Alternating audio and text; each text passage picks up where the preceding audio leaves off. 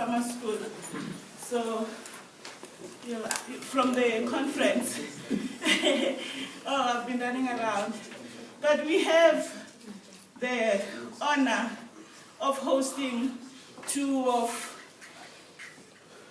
renowned decoloniality scholars who have given us this opportunity to talk on this very pertinent issue, a conceptual tool that is very much part of the discourse that we teach as well as we use for our research, the issue of intersectionality.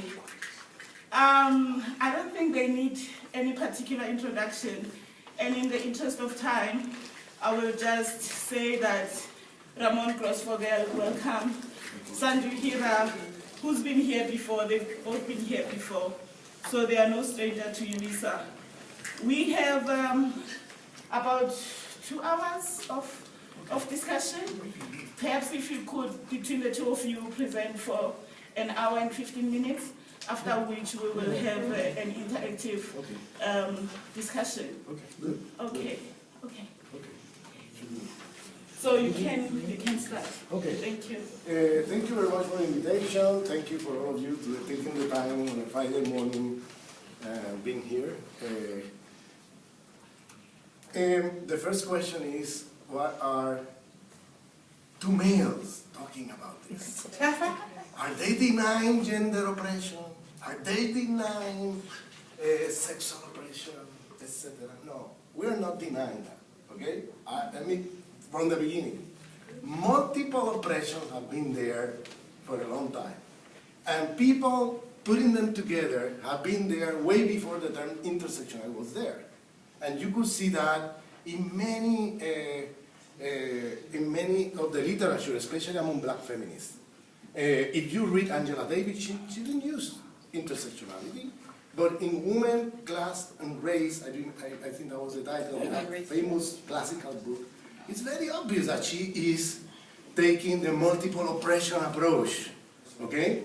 If you read the women in the Panthers, Black Panthers back in the 60s, they were already doing this.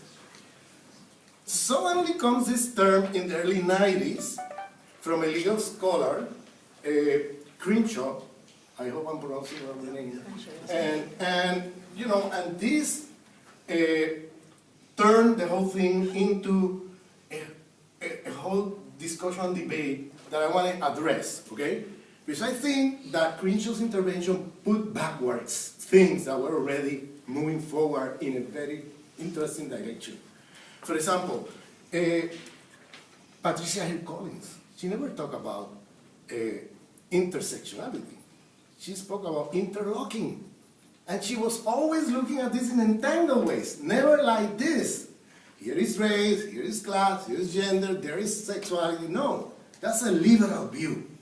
And it's not an accident that Sister Crenshaw is in legal studies and is a legal scholar. And you know what it means when you intervene in those fields in terms of liberal views being so prominent, you know? And liberal views tend to take this approach that first take everything to the individual level, and second, put things in columns like this, when in fact Patricia Collins was already thinking in terms of the entanglement of the oppressions. When Angela Davis was already thinking in terms of the entanglement of the oppressions. And so, we're not denying the multiple oppressions, okay? That's the first point. Second point is that I think that if you don't understand, if we don't have a clear understanding, thank you, Tendai, of what racism is, I think the whole discussion intersectionality goes in crazy ways.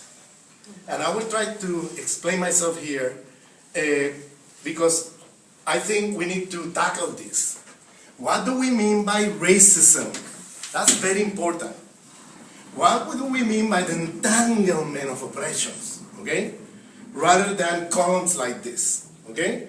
And then you have a perverse appropriation of intersectionality later by white feminists that then turned the whole thing into some kind of flattening down the oppressions in such a way that makes completely unmeaningful the whole issue of the intersectional or interlocking or the entanglement of oppressions. Okay?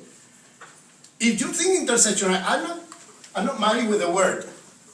The word is irrelevant. We could use intersectionality, multiple oppressions, interlocking. We could use terms like this. But when you look at it from the point of view of intersections in this ontological way, like here is gender, here is race, here is, and then they intersect somewhere. No, I'm sorry, it doesn't work that way. And this is what one of the points I want to challenge. And the third point I want to say is that then there is a theoretical level of this discussion. There is a level of identity and questions of authenticity and so on. There is another level of the discussion. And there is a third level, which is the political translation. And part of the problem of this discussion is that the three levels are collapsed in such a crazy way that people, instead of doing politics, they're doing morals. Instead of doing politics, you're doing morals. So you go to a struggle, and then you say, oh, this struggle is, let's say, about decolonizing the university, okay? Rose must fall. And then suddenly comes people saying, no, we need to now raise the issue of gender or sexual, LGBT, and then suddenly when you open your eyes, the focus of the struggle gets derailed into a kind of law of the jungle of, instead of building solidarity, people are fighting each other in terms of Olympics of oppressions. The Olympics of oppression. And when you open your eyes, the movement is dead. And this is happening not only in South Africa, this is happening everywhere today. Intersectionality in this perverse way, this appropriation in a perverse way that do not distinguish the theoretical part of the discussion from the political aspect of the discussion, is crazy. Because in politics, you're dealing with the field of balance of power, relation of power, allies, enemies, etc. And if you bring intersectionality in the theoretical aspect and put it there like this in a mechanical way into the politics, you are playing the game of divide and rule. It falls into a crazy attacking each other, and the people were together in a struggle, began a struggle together. Suddenly they start fighting each other, because intersectionality came there as a way to, as an Olympics of oppression. Instead of being a solidarity between the oppressions, it turns into Olympics. And so this is like a preamble of what I'm going to present now. The fourth point, and this is what I'm going to present now, is that if racism is not understood properly, this question of intersectionality in this liberal column way comes in to haunt you, okay? Theoretically and politically. So I would like to present a view of this question where the question of race and what is racism is addressed and tackled so that we can move forward in a more meaningful way, okay? Let me say first that I'm using here I don't have time to develop this, but first, you all know, and I'm presupposing you all know, that racism is always institutional. It's never just a prejudice or stereotype. This idea that racism is about prejudice stereotype only is very problematic, because prejudice stereotype, I can have in my head prejudice stereotype about whatever, but if there's no institutions enforcing those prejudice stereotypes towards population and affecting them negatively in significant way, then there's no, I can go with my fantasies to sleep, and we have to take pills, to be able to sleep because I'm going crazy about these groups that I don't like, and they are going to attack me, or they're going to kill me, and then you go into the fantasy. But next day, the people of your fantasy, they're not massively unemployed, they're not being killed by the police, they're not being, so there's no social institution enforcing your fantasies. So racism has to always be institutional. Otherwise, it just stays in the heads of a fantasy of individuals or groups of people without any social effects in reality. That's why the theoreticians of racism always insisted that it's always institutional, structural. Problem is in the liberal vision of racism always is emphasized prejudice stereotype, and the institutional structural power relation part is taken to the side. Nobody talks about that part, which is the most fundamental part. You see, it's the most fundamental part. If people have, let's say, if I have prejudice stereotype in my head about, let's say, Afrikaners here about blacks, okay? But if you have the institutions put in place so that those fantasies are not implemented in social reality, they could go with the fantasy 200 years and nobody will be affected. But that's not the problem. The problem is that the institutions are embedded and are developing institutional practices that are affecting in significant ways negatively the life of people. I will explain this now.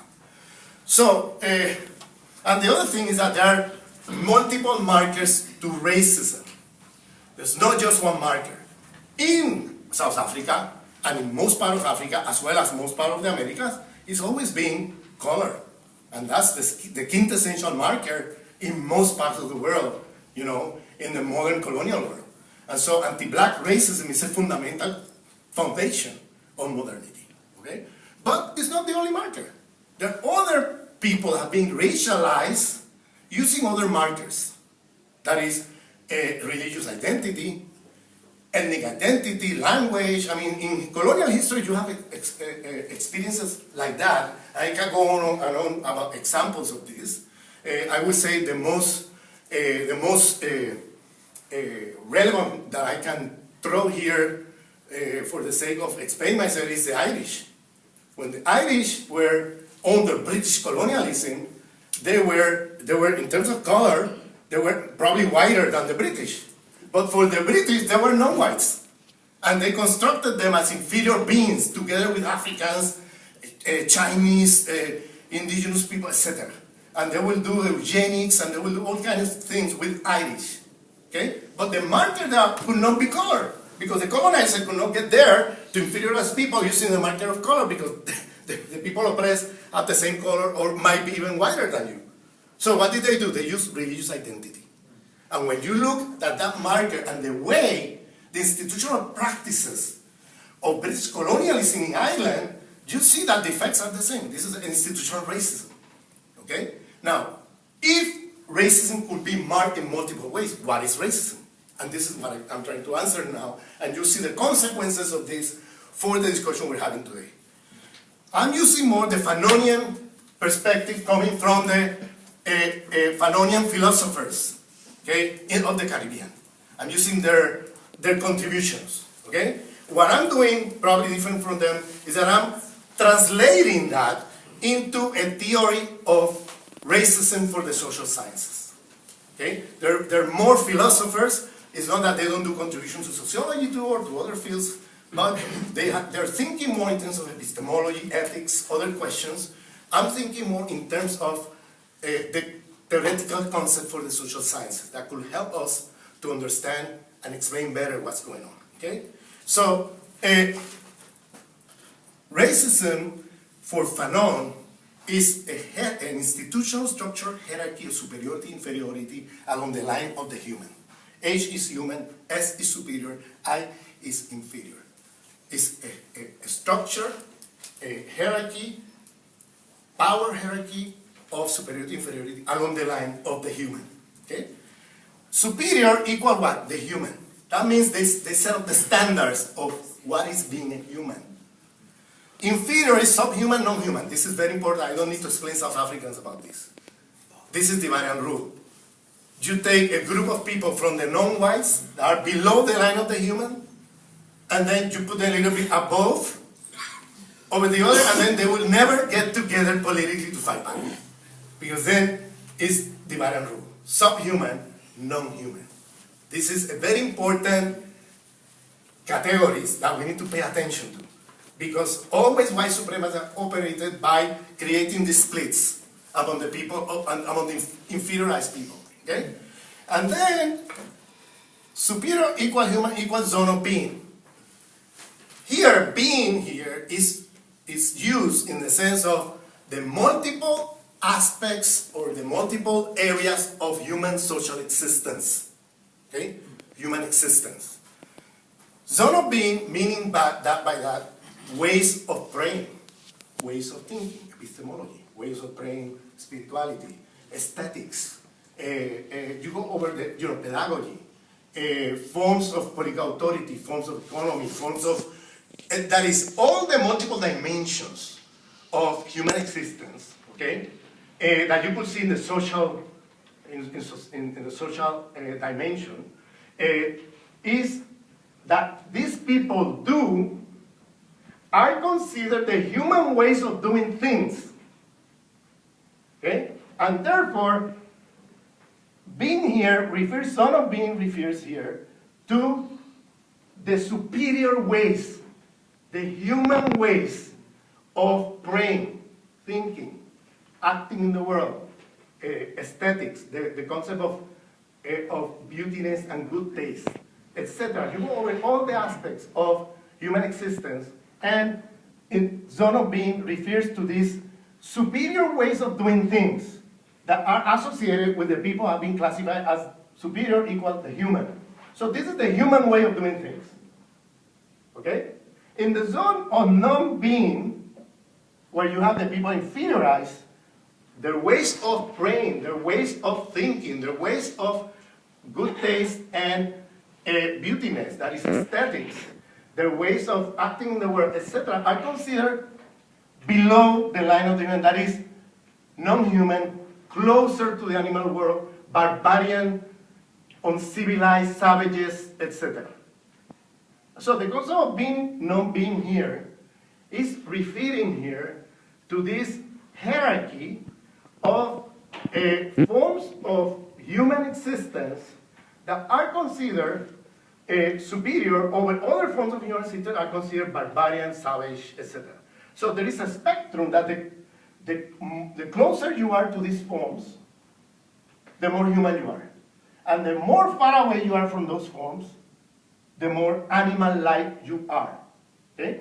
And so here you have, so the question here is that you could see how the problem of racism is deeper than just being discriminated in the labor market or being discriminated in your citizenship rights. Because now we're talking about aesthetic racism, epistemic racism, political racism, economic racism, pedagogical racism. So you go over the list of all the forms of human existence, and you're going to see a transversal division between the civilized, human, superior ways of doing things and the uncivilized, inferior ways of doing things. You see? And you could see that in all the spectrum of social life and social existence. So, so what the attention that I take Fanon to put on the table is, beware that first, this is more profound than just a problem of that you were discriminated in the labor market or citizenship. That's already bad enough. Okay? Let's not underestimate that. But it's even deeper. It's even worse because they're touching even your sense of self-esteem, beautiness, ugliness. It's touching your psychic dimensions. It's touching your spirituality. It's touching everything. And this is why racism is so perverse in that sense. It's not just a problem of economics, and that's already very bad enough. But it's on top of that, you get all these other dimensions that are really profound and very problematic. Okay?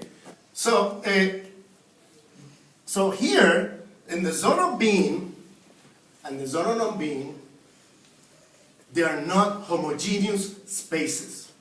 They are heterogeneous, conflictive spaces. Okay? When I say zone of being or non-being, I'm not essentializing and saying, oh, this is, everybody here is this, everybody there is that. No. It's very heterogeneous spaces. Conflictive. Okay? Along what? Here, there is an I and another in the zone of being. Among the superior beings, there are operations there. Operations that happen through gender, class, sexuality, even in some cases, colonial oppression, even national colonial oppression. Okay? I will give examples in a few minutes.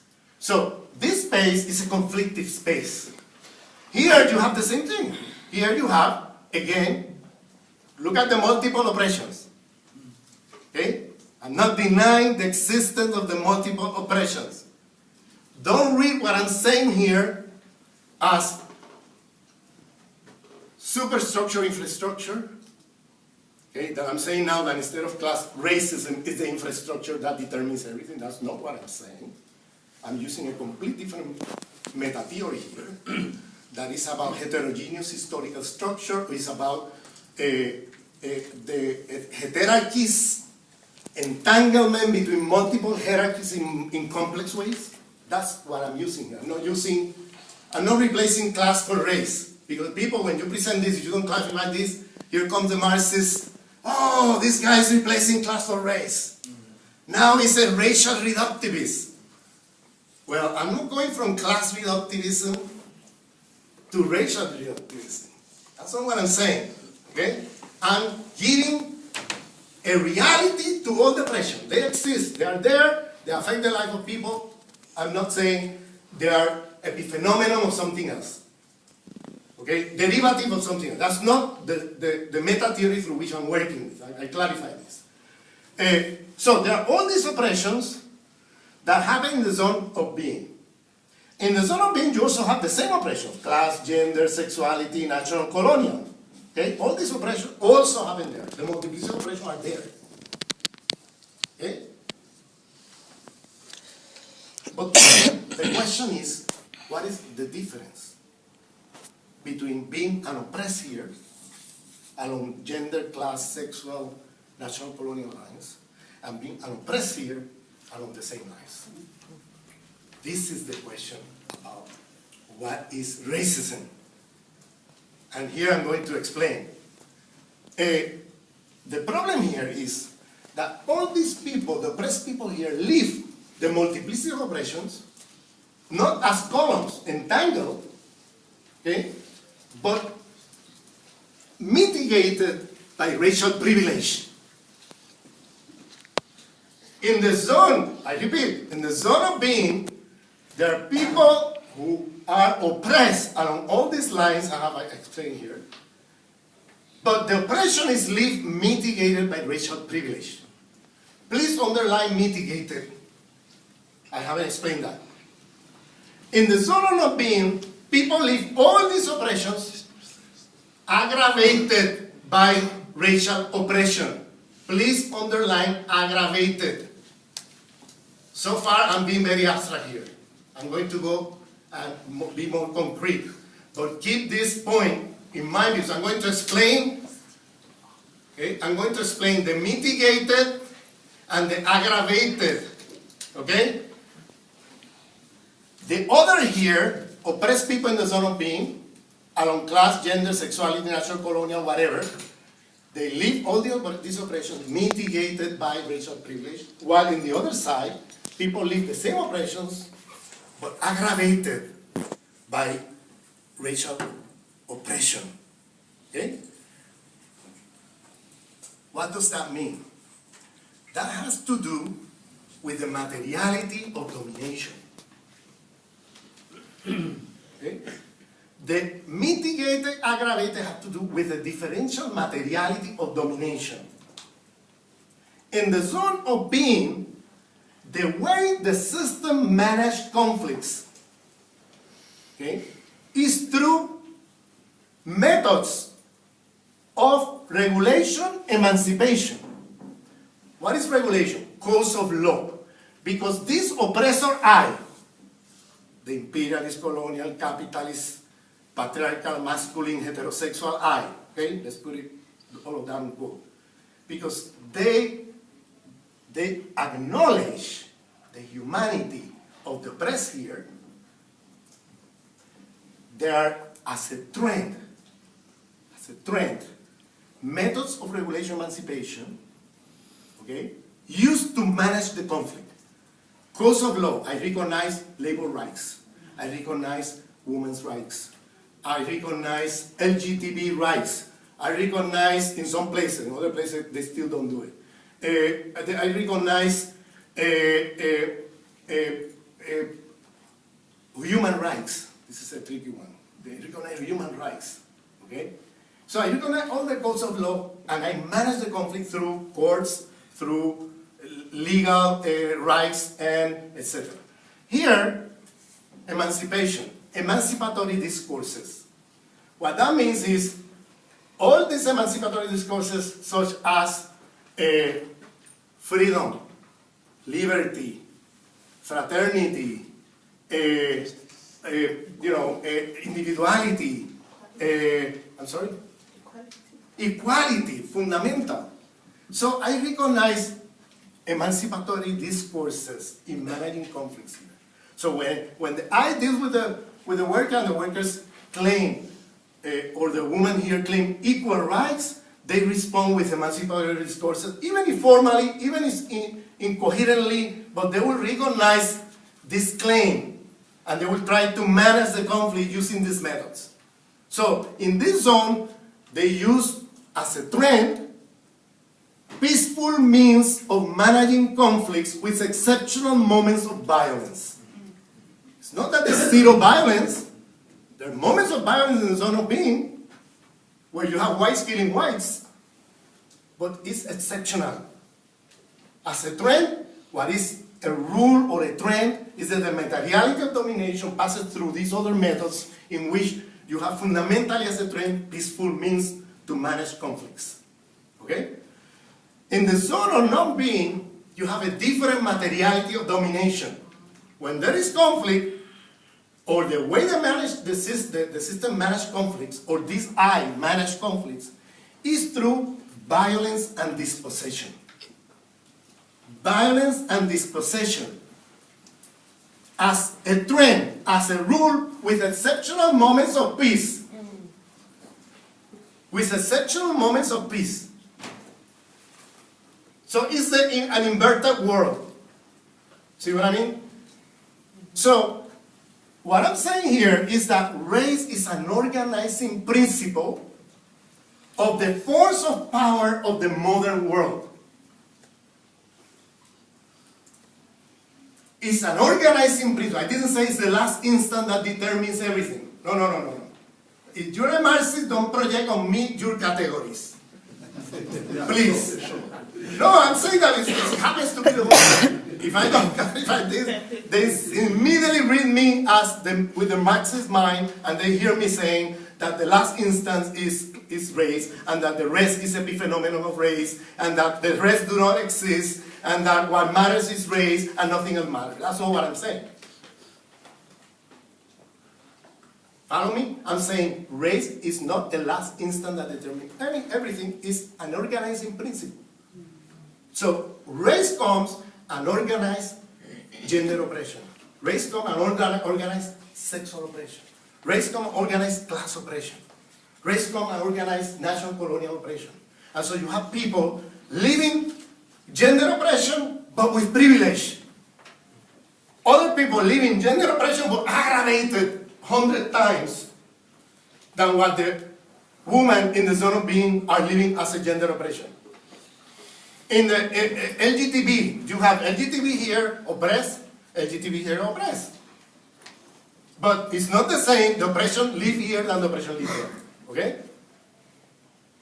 We need to begin to recognize this.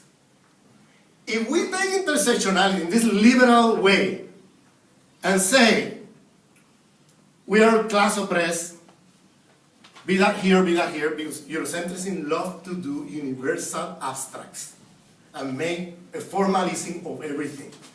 So they will take class and say, formally, this is a wage worker, wage labor, and this is wage labor here. So formally, they're both exploited by capital. So formally speaking, they have common interests. So formally speaking, workers of the world unite.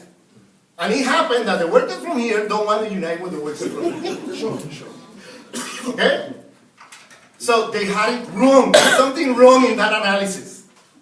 Fundamentally wrong. Gender oppression. I'm a woman here, so I'm oppressed by gender, by patriarchy. I'm a woman here oppressed. Okay, formally, then you make the universal abstract. Formally, and make the formalism. No?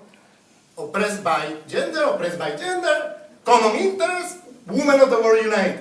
And it happened that the woman from here don't want to unite with the woman from here.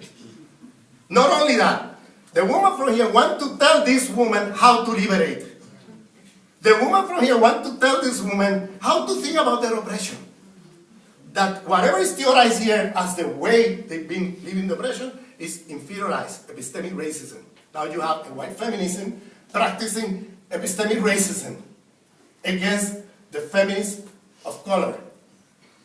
So here you have the reproduction, now from the left, of all these problems.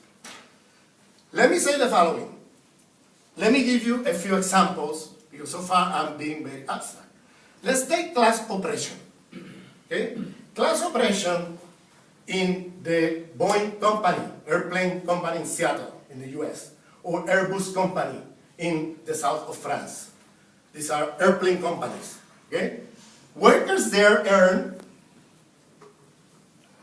300, 400, 500 euros or dollars a month.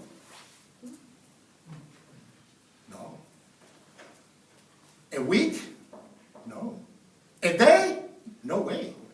An hour. An hour. Okay? They work 8 hours and they go home.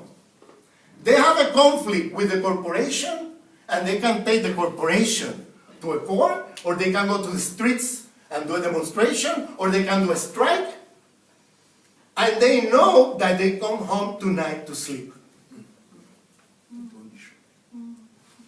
Because regulation emancipation.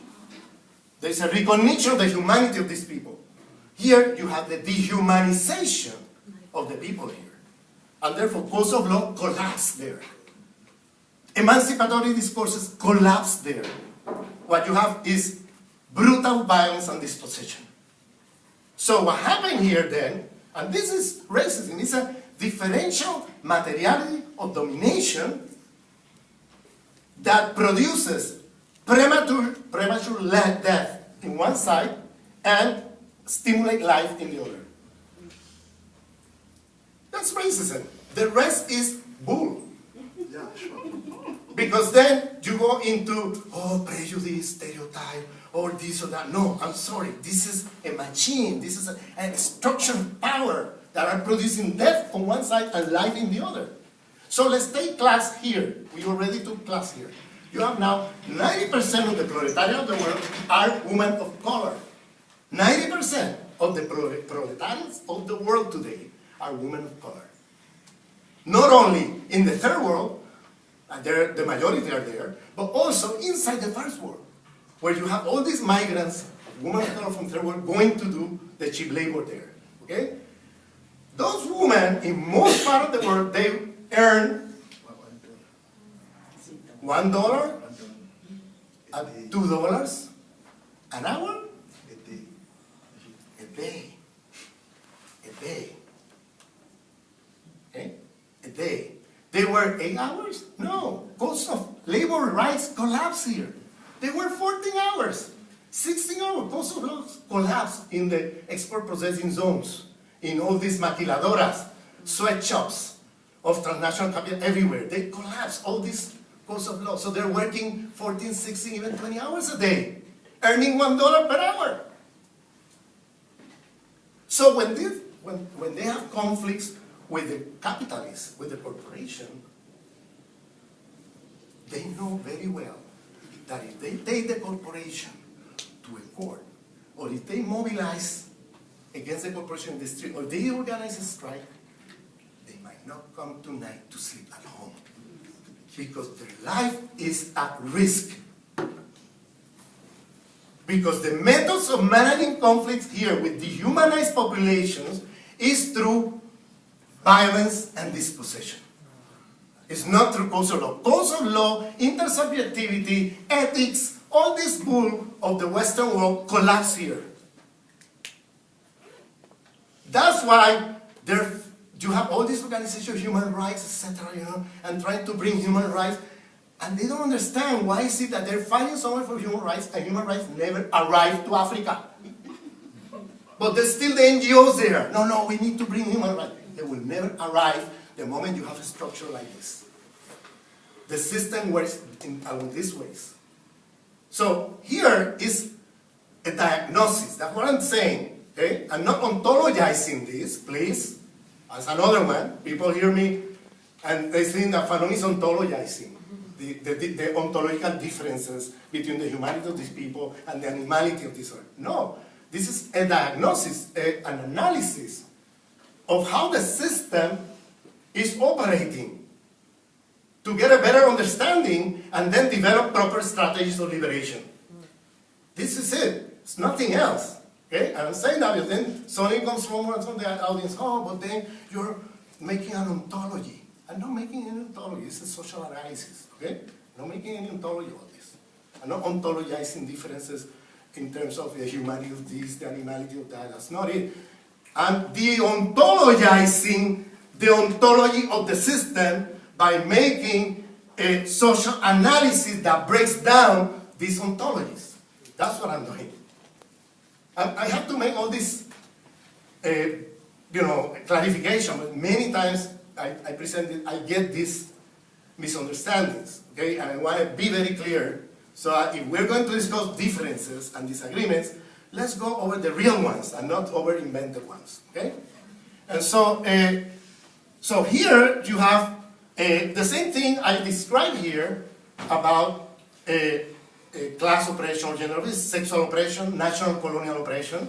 You have people who are being oppressed on sexual lines, okay, and who have here, as a rule, they get access to regulation emancipation. Here, as a rule, they are submitted to forms of violence that are really extreme. Yes, and then you have a national colonial oppression.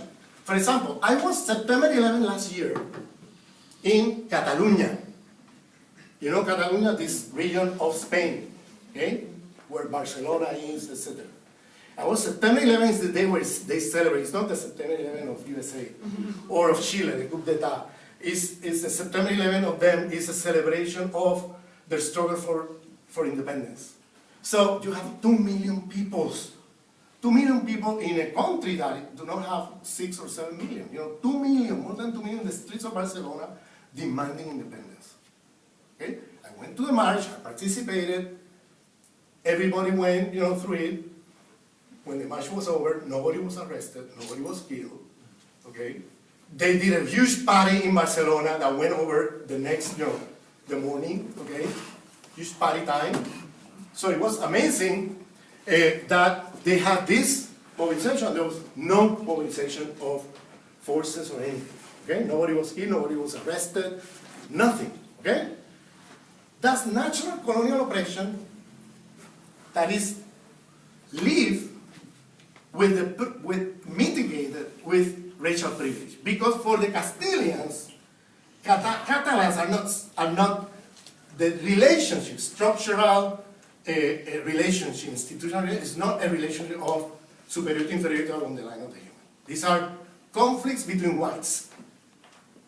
Okay? Conflicts between whites. One white trying to colonize the other white and that kind of thing, but never thinking of these other whites as inferior or anything like that, or never putting an institution of oppression along those lines. Okay? In the zone of being natural colonial oppression, a Palestinian do not have to walk to be in a march to be killed. Just walking towards the march, you're already killed. Does natural colonial oppression, the Catalans live mitigated with racial privilege? Natural colonial oppression, in the other case, live aggravated by racial oppression, in the case of the Palestinians. Because the method there, the dehumanization of Palestinians, and submit them to forms of violence and dispossession that people like the Catalans, their racial privilege, do not submit them. Their humanization or hyper-humanization do not submit them to this kind of forms, except in exceptional moments. I'm not saying there's zero violence. This, as a trend, is not the way it works. Okay? With exceptional moments of violence. Here is the norm. Violence, disposition, the norm. Okay? The exception is peace. But anyway, so having said this, what are the epistemological consequences of this? Is all the critical theory we have developed in the Westernized university that practice epistemic racism, sexism as its foundation of knowledge, okay, in Westernized universities. Or in the Westernized left, that they always privilege Western man of 5 countries. You go to any discipline in this university or any other university, Westernized university is a structure of power of the world system. It exists everywhere. You're going to read guys of 6 countries. White guys of 6 countries. A French, a German, a UK, a British, no, an American, and secondary an Italian. The name change across disciplines, but the nationalities are constant. Okay? Yes, there are professors who try to do better and bring epistemic diversity, ecologies of knowledge into their classroom. Many of them are here present. Yes, but that's not how the university operates. It operates with certain canon of thought that is centered in Western men of 5 countries. White men of 5 countries. And this is the canon of the white left, the Westernized left, and the Westernized left will be in Brazil, in South Africa, because I'm not talking about color, I'm talking about epistemology. So you have Westernized left with a black face. That's phenomenal. Black skin, white mask, right? And you could have, as well as you have Westernized university, everywhere. So it's a structure of power of the global system. And it's fundamental for the reproduction of the Westernized elites that are going to do the job everywhere. Without this structure, the system will collapse. Because they need to create the cadres, Westernized cadres that are going to do the job. Okay? But coming back to this question, the epistemic implications are the following. The social historic, all the critical theory we know are based on the social historical experience of an oppressed in the zone of being. Marxism, the European proletariat. Psychoanalysis, the pathologies of the white middle classes of Austria. Feminists, the Western feminists, the oppression of women in Paris or New York or elsewhere. Okay? So you have all, I'm finishing this. So you have all the oppressions. The theories are theorizing. All these critical theories of Western and Western left are based on an oppressed in the zone of being. I have no problem if they tell me, you know what? I'm theorizing an oppression of a black woman in Paris. I developed this feminism of difference in Paris. But I do not pretend that from my theory, I will get an understanding of what it means to be a black woman oppressed in South Africa. And I don't pretend that my theory will help me understand what it means to be a Muslim woman oppressed. For that, there is Islamic feminists, black feminists, indigenous feminists, other feminists that have addressed that. So read them, don't read me. No, that's not how it comes. Okay? That's not how it comes. How it comes is, my feminist theory is the one that will help you understand all the oppressions of gender in the world at large. Then they turn universal. And then they inferiorize the practice of epistemic racism, sexism against women who have theorized their own oppressions in the zone of being and developed different theories to understand that. And here comes the white feminist, boom, colonizing that space called feminism at a world scale, and practicing epistemic racism, sexism, and inferiorizing the knowledge produced from here. Okay? The same thing happened with class, and I don't have the time to develop that. The same thing happened with psychoanalysis. Same thing happened with post-structuralism. That is a theory built upon the oppression of students and workers in May '68. Okay? And then they developed theories and a whole literature that came out of that experience. Okay? But I have no problem if they would assume themselves as particularistic and say, I'm thinking from this experience, and I don't pretend that my theory will address or will account for the oppressions in the rest of the world. I have no problem with that. The problem is when they come and tell you, my theory that was built upon a very narrow experience in the First World is the theory that will help you understand all the oppressions around the world.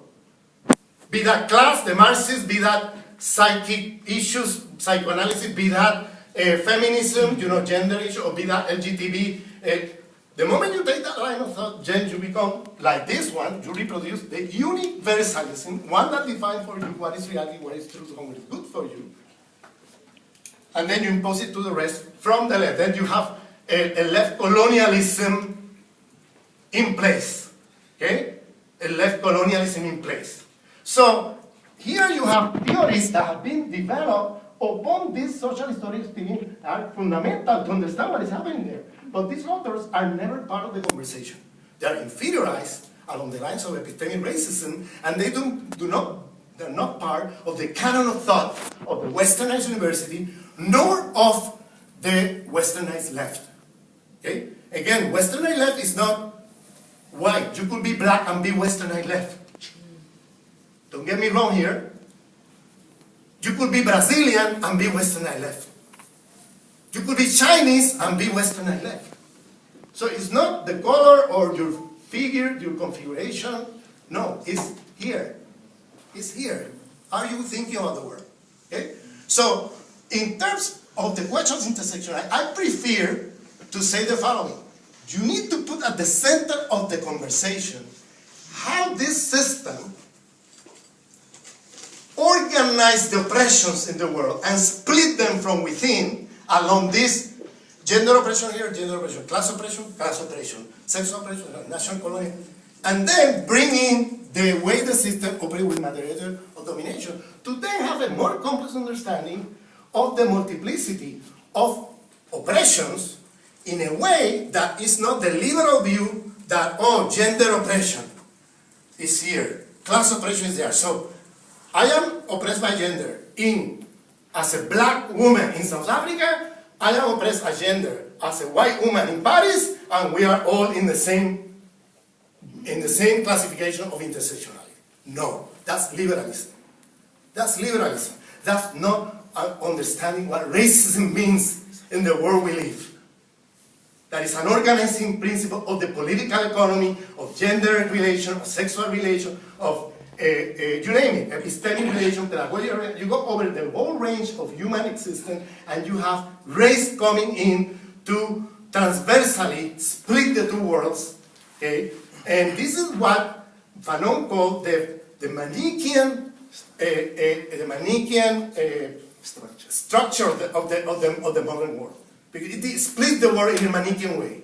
But you see that I'm not using a binary analysis here. But I'm saying this is heterogeneous, this is heterogeneous. I'm just bringing in race as an organizing principle without denying the materiality of each of the oppressions, because I'm not using the last instance or the determination of the last any of this, okay? So we can have a more complex understanding, and then in terms of the politics, once we understand this, we can have a conversation that could be between the oppressed here, horizontally, okay? And those oppressed here who are ready to come to this conversation, not at the center of the conversation, or as one more, in a humble way, listening to the others, learning from others, okay? Not entering the class, the door, and then monopolizing the conversation, okay? If they come with those attitudes, then you can put them here as one particularity in the world, and then we can have political alliances between the people oppressed here and the people oppressed here. But those alliances are an impossibility if the people here, oppressed here, take the line that we are the superior universal critical thinkers and I inferiorize the others, you know, or if the people who are oppressed here start fighting each other for the Olympics of oppression and then turn intersectionality into an Olympics of oppression. No, you need to have love, a revolutionary love. We need to be in solidarity with the people oppressed. Even we're oppressed more along one line or the other, but we have to be in solidarity, and for that you need to have revolutionary love. We need to begin to love ourselves, love our brothers and sisters, okay? Instead of having this crazy war of Olympics of oppression that unfortunately intersectionality has become that in many parts of the world. And this appropriation, I would say, is coming fundamentally from many of white feminists that have been playing this intersectionality in liberal column ways, okay, and bringing it back to communities of color, some of them buying into this Western-centric view of intersectionality, not understanding what racism is, and then falling into the trap of the logic jungle, you know, big brothers and sisters fighting each other for the Olympics of oppression.